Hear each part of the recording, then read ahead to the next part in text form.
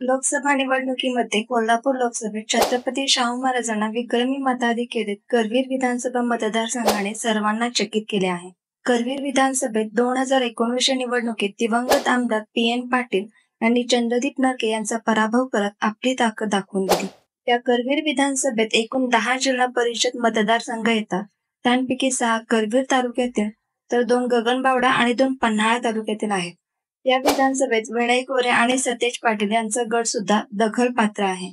यावर्षी करवीरमध्ये राहुल पाटील हे काँग्रेसचे उमेदवार असणार आहेत, तर चंद्रदीप नरके शिवसेनेचे उमेदवार असतील.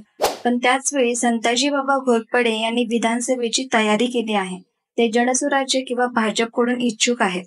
पण जर हा मतदारसंघ जागा वाटपात भाजपकडे गेल्यास भाजपकडून विधानसभा हंबीरराव पाटील यांना संधी मिळू शकते. भाजपकडून उमेदवारी मिळणार असेल तर चंद्रदीप नरके सुद्धा भाजपमध्ये प्रवेश करू शकतात. त्यामुळे इथली मुख्य लढत ही राहुल पाटील विरुद्ध चंद्रदीप नरके यांच्यात असणार आहे.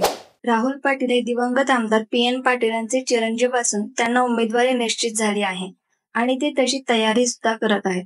त्यांना पी.एन. पाटील यांच्या अचानक जाण्याने मतदारसंघात मोठ्या प्रमाणात सहानुभूती मिळेल अशी चर्चा आहे. त्याचवेळी लोकसभेतील कामगिरी खराब झाल्याने नरके गटात नैराश्याचे वातावरण आहे. चंद्रदीप नरके यांना जर राहुल पाटील यांना लढत द्यायची असेल तर भाजपसोबतच विनय कोरे आणि महाडी गटाची मदत होणे गरजेचे आहे.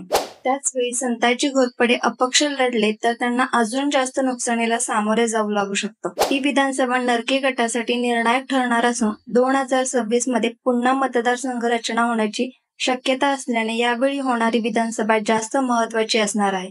तुम्हाला काय वाटतं? करवीर विधानसभा मतदारसंघात अजून काय घडामोडी घडतील आणि त्यातून कोणाचा फायदा होईल असं वाटतं? हे कमेंट करून नक्की सांगा आणि अशाच नवनवीन व्हिडिओंसाठी आपल्या विषयहाट या चॅनलला सबस्क्राईब करा आणि आपल्या मित्रांना शेअर करा. जय हिंद, जय महाराष्ट्र.